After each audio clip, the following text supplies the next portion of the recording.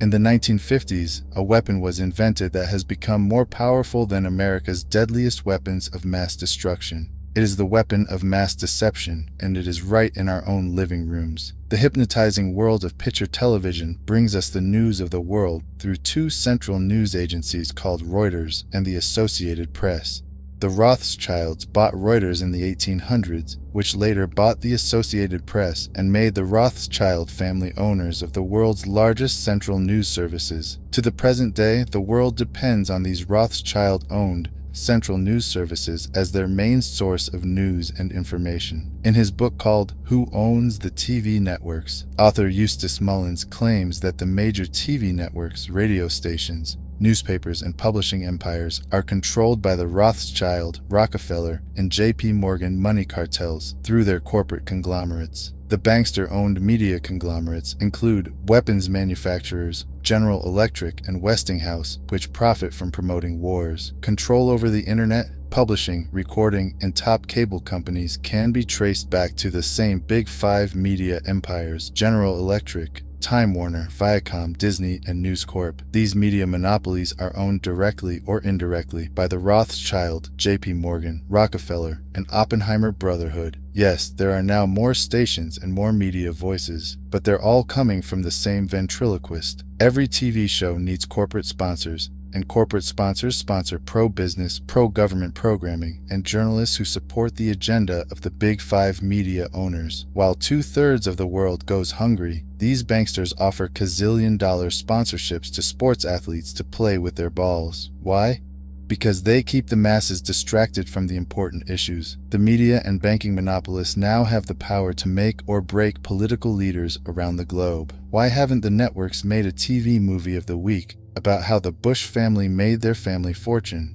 The movie could be called The Awful Truth, starring George W.'s great-grandfather, Samuel P. Bush, whose Buckeye Steel Castings Company supplies parts for Edward Harriman's railroads, who in turn provides rail shipments for John D. Rockefeller's Standard Oil, who in turn gets monopoly financing from the Rothschilds. The movie could be made into a TV series starring Samuel's son, Prescott Bush, as the managing director of a Nazi steel manufacturing plant in Poland, called Silesian Consolidated Steel. In Episode 1, Prescott Bush forwards American financing to his German partner Fritz Thyssen through the Union Banking Corporation in New York. Fritz Thyssen arranges a contract with Nazi Germany's IG Farben Company. Episode 2 shows Skull and Bonesman Prescott Bush and Averell Harriman getting caught under trading with the Enemy Act as the U.S. government moves in and seizes all of their shares in Union Banking Corporation. In Episode 3, Prescott's son, the first George Bush, is director of the CIA. George puts drug king Manuel Noriega on the CIA payroll, allowing thousands of tons of cocaine to hit the streets of America via the Panama Canal. In Episode 4, George's son, the second George Bush, becomes partners with Osama bin Laden's older brother, Salem bin Laden, in a Texas oil company called Arbuso Energy. Episode 5 introduces George W. Shady, younger brother, Neil Bush, ripping off the elderly in the Silverado savings and loan scandal that cost U.S. taxpayers $1.3 billion. In Episode 6, the Florida election is fixed by George W.'s older brother, Jeb Bush, who puts brother George into the top job at the White House, which brings us back to Auschwitz, and the concluding episode with George W. Bush visiting the slave labor camp where his grandfather helped build the Bush family fortune. The sights are sobering reminders of the power of evil and the need for people to resist evil. Ladies and gentlemen, as a follow-up to the TV series, an award show could celebrate the 20-year friendship of the Bush and bin Laden families and their shared investment in the Carlyle Group. The Carlyle Group is one of America's largest weapons contractors. For the Bush and bin Laden families, war means profits, big profits. Although the media creates the illusion of freedom of the press, the dominant opinion and messages always serve the banksters' agenda. The chilling reality is that up to 15% of the tax money deducted from your paycheck each month buys the bombs and pays the salaries of troops to commit these atrocities. Rivers of blood from innocent families and their children is on everybody's hands. The plan for world domination by the banksters cannot be accomplished without your cooperation. That plan was formulated in 1773 at Mayer Rothschild's goldsmith's shop by 13 influential German Jewish families. Among them were Rothschild, Oppenheimer, Warburg, and Schiff. Their formula for global control is the 3M formula: money control, media control, and military control. Like changes to the rules that gave these families the media and money monopolies, new laws are being passed to transfer military control to them by privatizing the military. But if they're killing terrorists, who cares if they are government soldiers or corporate soldiers? A more important question to ask is, who exactly are the terrorists and where do terrorists get their training? The answer is, in America, at Fort Benning, Georgia. Until January 2001, America's terrorist training school was called School of the Americas. But because of massive protests against its activities, the name was changed to WICC, Western Hemisphere Institute for Security Cooperation. Actor Susan Sarandon narrated a documentary film called School of the Assassins. The film exposes the school as a terrorist training camp whose graduates are well known: murderers, torturers, state terrorists, and dictators, including drug king Manuel Noriega. The role of terrorists in the bankster-owned media is to scare the living tax dollars out of citizens, and timing is everything. On the second anniversary of the 9/11 attack on the World Trade Center, George Bush asked for an $87 billion increase in military spending. At the same time, the media released a dramatic video showing Osama bin Laden alive and well and threatening to make the 9/11 attack seem like foreplay. How much do we really know about America's favorite villain? Multimillionaire Osama bin Laden was the 17th of 52 children fathered by a wealthy construction baron named Mohammed bin Laden, who had close ties to the Saudi royal family and the Bush family. In 1979, the American CIA and Pakistan's ISI financed an anti-Soviet group in Afghanistan and provoked a profitable 10-year war with the Russians. When the Russians invaded Afghanistan, the CIA hired Osama bin Laden to recruit and train al-Qaeda fighters to fight the Russian army. But what was the fight really all about? Not carrots or potatoes. It was about poppies. Endless fields of opium poppies that provide over 70% of the world's heroin supply to heroin addicts worldwide. These are very uncomfortable issues for politicians. It was a dramatic story, but the media failed to tell us the less heroic side of Afghanistan's freedom fighters. America's new friends had become hooked on the economics of the poppy. During the war, many of the mujahideen radically increased the production of opium, the roaring gradient of heroin. Opioid abuse in the United States is at epidemic levels. This is probably the worst drug situation in our country in decades, if not a century, with deaths more than quadrupling between 1999 and 2015. The international drug trade began in 1606 when Queen Elizabeth IV built England's wealth by trafficking illegal opium from India to China. British East India Shipping Company and profited handsomely, not just from drug trafficking, but from trafficking African slaves with her slave trader, John Hawkins. I knighted her slave trader with the noble title of Sir John Hawkins. By 1830, the British had distanced themselves from dope dealing by granting opium monopoly rights to the Jewish Sassoon family, who became known as the Rothschilds of the Far East. As an agent for the crown, David Sassoon shared his dope profits with Queen Victoria. The British East India Company built a major factory to process the opium here at Grisapur. It's still a lucrative earner for the Indian government, which sells opiates to the world's pharmaceutical industry. When the Chinese banned opium and destroyed 600 chestloads of the addictive drug, Sassoon and the British retaliated.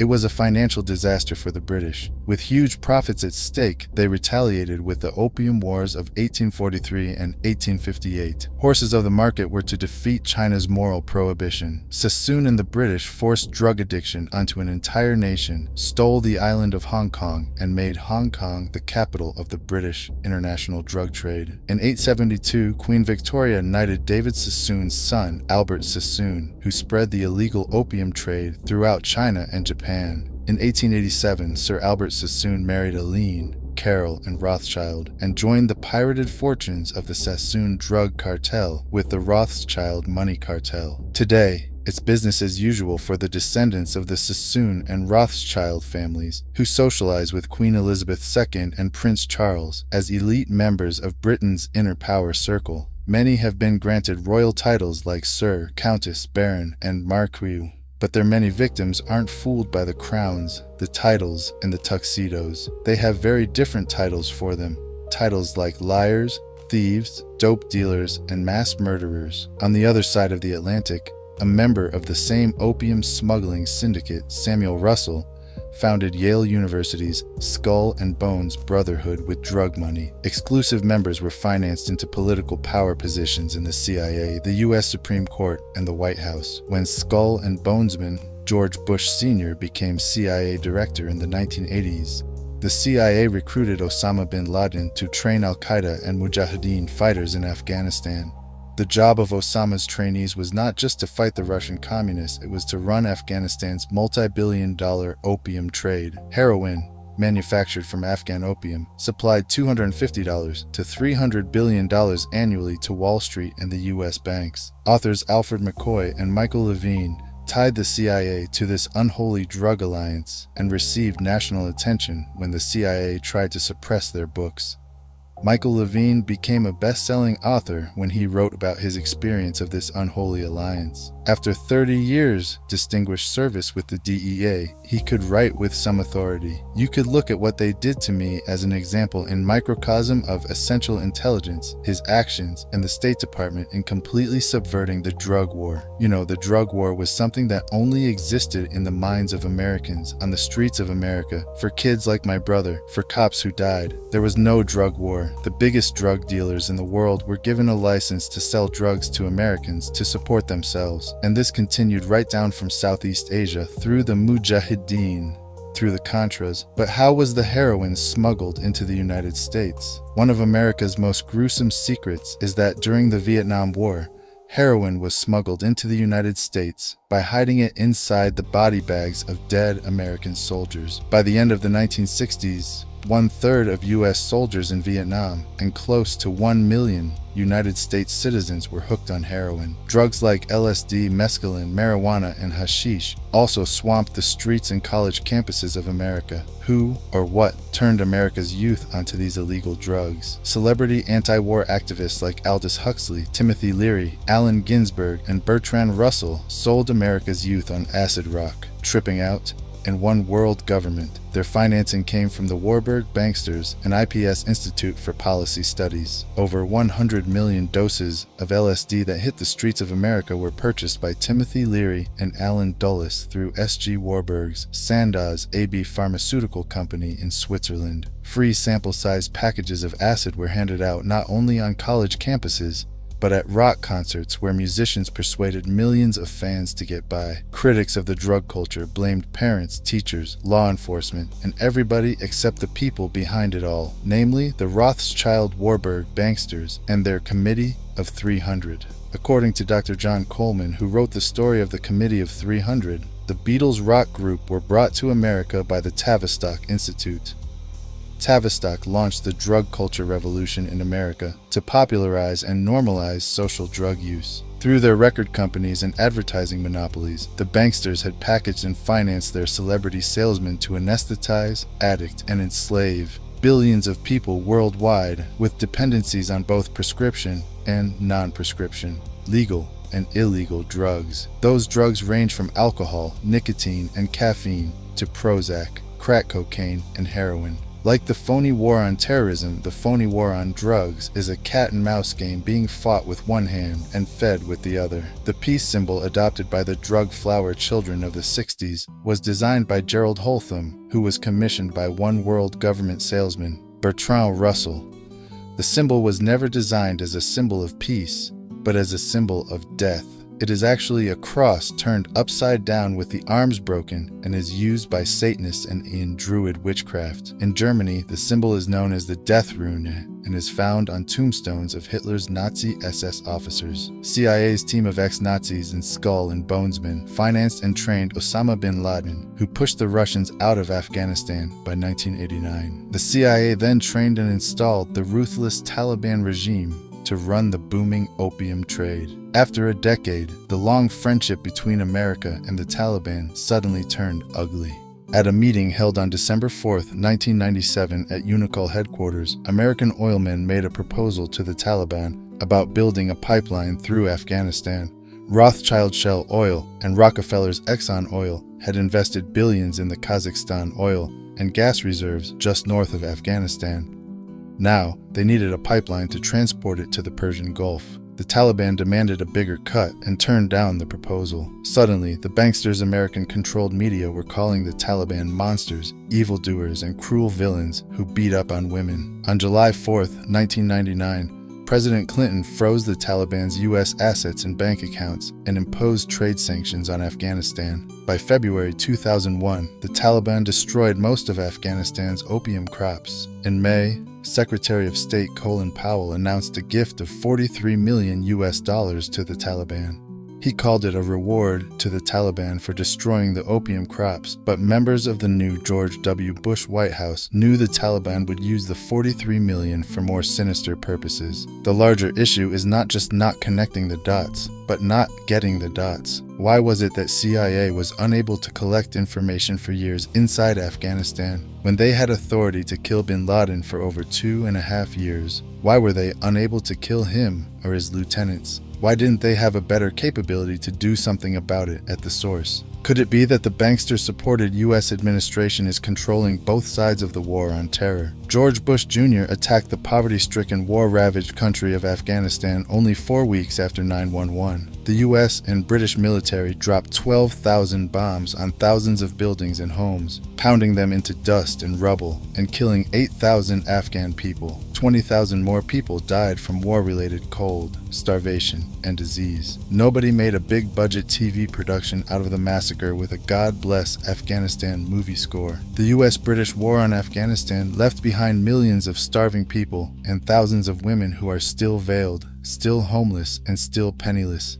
Afghanistan is the world's largest producer of opium, and now the world's largest producer of heroin. There can never be peace and democracy in Afghanistan. Why? Because peace and democracy would expose and cut off corporate America's opium and heroin trade at the source. So what was the payoff for the U.S.-British war on Afghanistan? 1. The uncooperative Taliban warlords got kicked out and replaced by the cooperative Northern Alliance warlords. 2. Opium and heroin production and revenue skyrocketed. 3. Afghanistan got a new leader named Hamid Karzai, who just happens to be an ex-employee of Unocal Oil. 3. America got permission to build their oil and gas pipeline through Afghanistan. In the 1980s, the United States supported Iraq's invasion of its neighbor, Iran, to stop the spread of Iran's Islamic Revolution. America played both sides of the Iran-Iraq war by supplying Saddam with chemical and biological weapons of mass destruction. And at the same time, America secretly sold weapons to Iran and illegally diverted the money to the Contra-revolutionaries in Central America. During the war, the United States sent a special envoy to see Saddam in 1983. He was Donald Rumsfeld, now the U.S. Defense Secretary. The two men discussed how to reinforce Iraq against a common enemy. This was at a time when Iraq was using chemical weapons on Iranian troops. U.S. companies were supplying components with Washington's knowledge. By 1990, President George Bush Sr. tricked Iraq into another war with another oil-rich neighbor, Kuwait. How? By supplying Kuwait with horizontal drills that could reach beneath the border of Iraq and siphon oil from Iraq's oil fields. Kuwait used the U.S.-made drills to steal 300,000 barrels of oil per day from Iraq, worth over $3 billion annually. The fuse was lit, and Kuwait did nothing to put it out. They pumped oil without restraint from Rumaila oil field, which was accessible to both Kuwait and Iraq, and they exceeded OPEC quotas, flooding the market and driving prices even lower. George Bush Sr. officially promised not to interfere in Iraq's legitimate oil battle with Kuwait, but when Saddam's army entered Kuwait to defend their oil reserves, Bush pounced on them.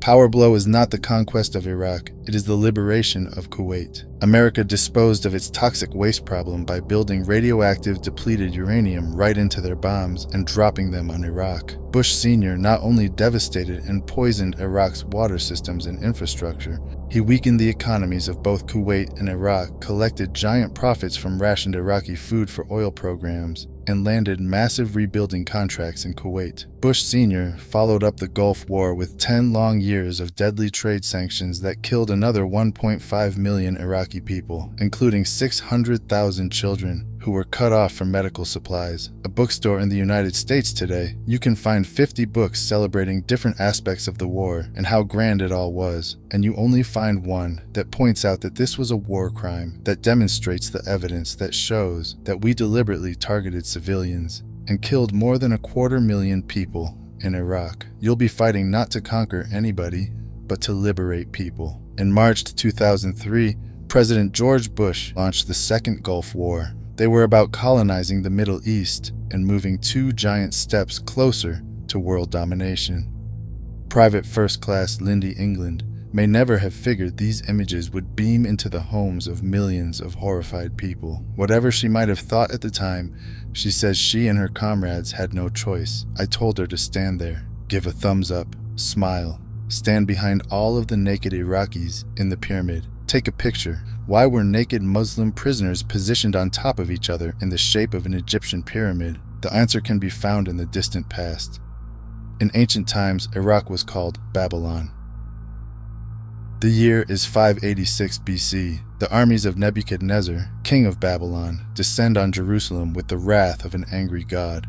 It is almost 6 centuries before the birth of Christ. The Solomons have not yet even dreamed of empire. It is a dark chapter in the history of the Jews, while Babylon's fierce star is rising. The Bible describes the Babylonian attack. Homes are pillaged. King Solomon's temple is set ablaze and utterly destroyed. Saddam Hussein made the mistake of comparing himself to Babylon's king, Nebuchadnezzar. The capture of Iraq and Saddam Hussein was not just about oil and colonization. It was also about settling an old Hebrew score. We got him. On December 13th, the producers of 911 released a new reality TV show called We Got Him. The Iraqi people claimed the We Got Him video show was staged. Why? Because the video shows ripe yellow-colored dates growing on a tree to the left of the hall, where Saddam Hussein was supposedly captured. Every Iraqi citizen knows that Iraqi dates only ripen and turn yellow in July and August, never in December. Since date trees don't tell lies, the We Got Him video had to be staged at least 3 months earlier in July or August, not on December 13th as reported. So, where is all this leading? What does this have to do with us? Well, these questions can only be answered by knowing what the Bible says about our future. You see, Bible prophecy is their roadmap, except they are trying to fool everyone into accepting the mark. This way, they can drag as many people as they can into hell with them. Destroying souls is their purpose.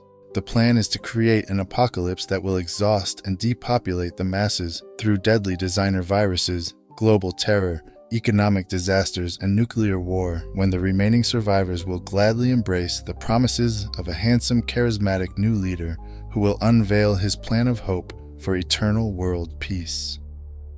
The only way to achieve eternal world peace, he will explain, is to put an end to the 5 causes of war. Secretly, he knows there is only one main cause of wars, the wars caused by his royal ancestors who plan, provoke, financed and profited from them.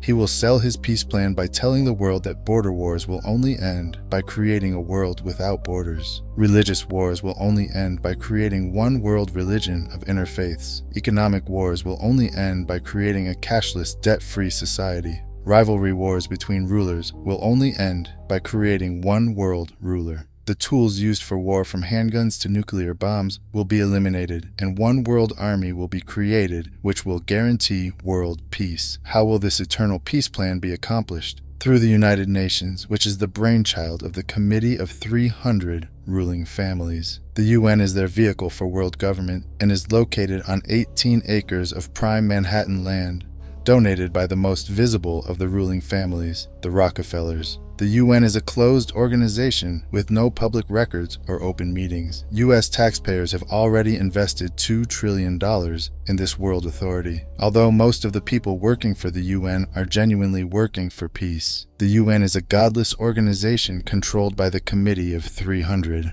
These inbred ruling families pretend to have royal blue blood, but their blood is no more blue or royal than Hannibal Lecter's blood. Some speculate that these families of evildoers are demons or aliens, or evil shape-shifting reptilians. But there is a more scientific explanation for their madness. For thousands of years, these families have practiced inbreeding between sisters and brothers, uncles and nieces, mothers and sons to keep the power and wealth all in the family. This practice of inbreeding over thousands of years has produced a clever but pathological breed of conscienceless, sociopathic families who will stop at nothing to own every ounce of gold, every drop of water, and every blade of grass on planet Earth. The United Nations, which they founded and control, has clearly stated its goals of establishing a new world order, a UN standing army, and a global taxation system. The Queen's husband, Prince Philip, and Evelyn Rothschild have already established an interfaith declaration for the creation of one world religion. What would life be like in this world empire with one world religion, one world army, one world economy, one world court, one world media, one world government, and one world dictator? What the public doesn't know is that Karl Marx's Communist Manifesto and the Russian Constitution have been built into the UN Charter, and that the New World Order will be a communist world order. Peace on Earth will be a forced peace in which citizens will have no rights, no right to bear children without approval, no right to travel without authorization,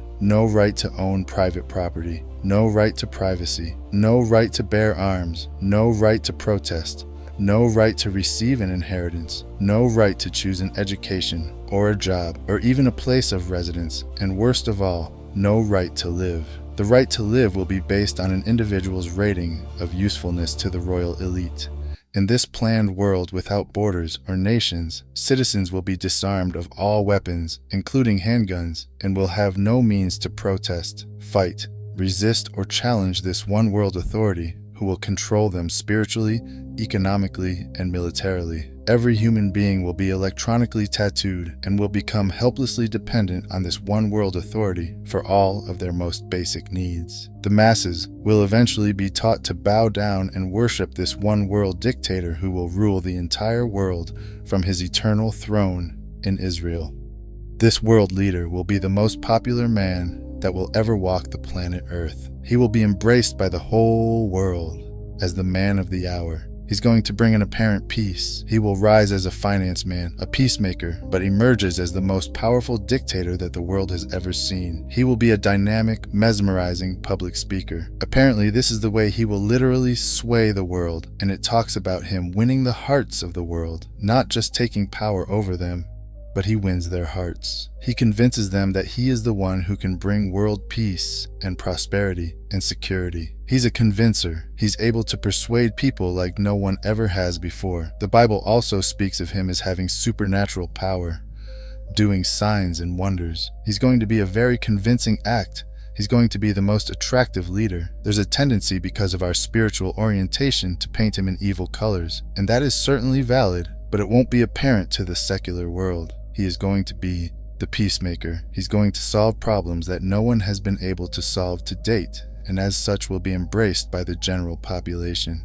He will be a media man's dream. He's not going to have to shoot his way into power, but people of the world, disillusioned with disorder and bankruptcy and all these individual and infectable problems and drive-by shootings and revolutions and the manageable state of world affairs. He will welcome a great world leader to man with a plan. Every tribe, every tongue, every nation will worship him, then not just follow him, but worship him. It speaks of him as being a miracle worker, a person who will appear to be a very good man. In fact, many characteristics of a Messiah will be found in him, but I believe that as Revelation 13 describes, he will be personally indwelt by Satan. He is energized by and upon of a final scheme by Satan himself. When Satan's attempt to counter it, the real Messiah, in an attempt to thwart God's purpose. This frozen fire is portrayed in Revelation as a rider on a white horse, the first of the 4 horsemen of the apocalypse. His control of the world becomes so complete that no one will be able to buy or sell anything without his mark of 666 in their right hand or on their forehead. Anyone taking his mark is doomed to spend eternity in the world. All who refuse to take his mark, or to the mark of the beast, will be hunted, died, and killed.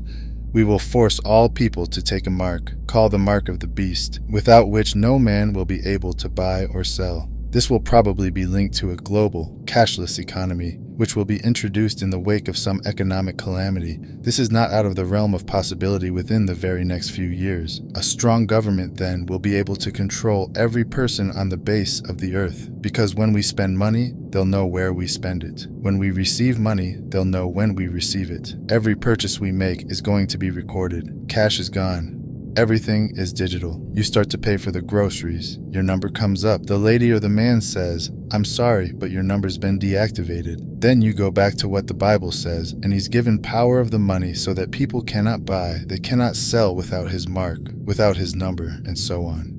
According to the Bible, these 7 years will be a time of tremendous deception. The world media will promote this global leader and his agenda. During this period, all religions will be considered equal and unite into one compromised worldwide spiritual organization. It's interesting that this coming world leader will apparently be successful at causing a universal one world religion. That sounds very appealing to the modern mind, but it is directly antithetical to the teachings of Jesus Christ. In order to bring the world together as one, it's going to have to be done with a religion. I think we have that religion just over the horizon. I think it's going to be an occultic religion. It's going to be a pagan religion. It's going to be a religion that will syncretize all of the other religions of the world. We can naturally presume that he somehow is going to bring together the New Age, Islam, Catholicism, the apostate Christian church, and so forth. There's going to be an integration politically and economically, but ecclesiastically or religiously. A second person referred to as the false prophet will rise to world power within this organization. This false religious leader will coax everyone into giving their allegiance to the Antichrist by performing great miracles. The true believer, those that are God's own, will avoid being deceived only by supernatural means. Jesus says, if it were possible, the very elect would be deceived. But personally, it's not possible. So the elect, that is those that are God's chosen, will be supernaturally protected from the widespread deception on the earth. This charming world leader's promises of global peace begin to unravel as the other 3 horsemen of the apocalypse ride across the earth, representing war, famine, and disease, which brings death to 1/4 of the earth's population. Incredibly, the real horrors have yet to begin. Catastrophic earthquakes, destructive meteor showers, and unprecedented natural disasters follow. Although people know these judgments are occurring because of their rebellion against God, they refuse to repent and instead cling even tighter to their false leaders for help. Hail and fire rain down from the sky, causing 1/3 of the earth's vegetation to burn up, 1/3 of the sea creatures to die, and 1/3 of the ships of sea to be destroyed. 1/3 of the fresh water supply becomes poisoned, while the sun, moon, and stars are darkened to 1/3 of their light. In 90 AD, the prophet John saw these future events unfold in a vision from God. He obediently recorded them in a section of the Bible called Revelation. There he describes the visited creatures not of this earth that come to torment people. That torture is so bad that people beg to die. As if all this wasn't enough, an army of 200 million kills another 1/3 of the remaining population with fire. During this whole 7-year period of time, there will be earthquakes, volcanic eruptions, tidal waves, natural disasters of every sort, which will produce great devastation throughout the earth. In addition to nuclear warfare and all the horrors that go along with it, there will be plagues, famines, diseases. The Bible says that more than half of the people who will be alive in the earth will die within that 7-year period of time. Man is now saying, I am autonomous. I am master of my own destiny. I can handle everything. By the way, he's going to get the chance. That's why the tribulation comes to pass, because God speaks to autonomous man and says, you have bragged about how you can run the world. Here's your chance. And he runs the world into the ground. Except those days be shortened, there should no flesh be saved. During the first half of the tribulation, 2 miracle-working prophets of God, based in Jerusalem, tell the world's population why God is judging them. They also proclaim God's free gift of salvation, available through belief in God's Son, Jesus Christ. Exactly 3.5 years into the 7-year period, the world leader kills these 2 prophets and enters the rebuilt Jewish temple in Jerusalem. There, he demands the entire world worship him as God, Those carrying the 666th mark become infected with awful sores. All sea life dies, and the remaining fresh water becomes polluted. People chew their tongues in pain and curse God, refusing to turn from their evil deeds of murdering, stealing, witchcraft, and sex outside of marriage. The worst earthquake in history strikes, literally leveling cities of the world. Real stones weigh more than 50 pounds each rain down from the sky, crushing everything with their devastating impact. Finally, the armies of the world gather together in the Jezreel Valley to instigate the infamous and deadly Battle of Armageddon. This all-out confrontation almost annihilates mankind, but is stopped when Jesus Christ returns to planet Earth in the clouds. So I guess that's it. Like I said, I don't want to scare you guys. I just want you guys to know what time we're in and what to expect next.